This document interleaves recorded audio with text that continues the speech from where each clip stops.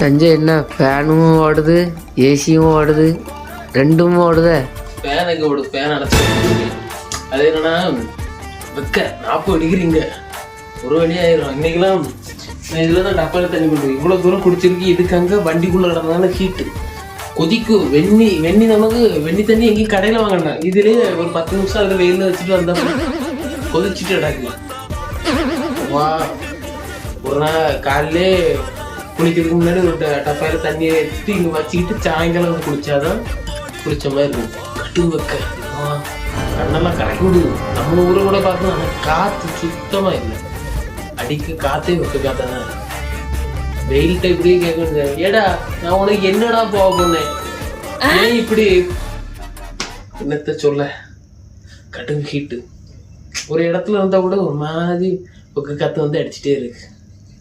என்ன பண்ண போகிறேன்? ஏன் ஜூனில் தான் மெயின் வெயிலே வருவான். என்னென்னு தாக்கு பிடிக்க போகிறேன்னு தெரியல.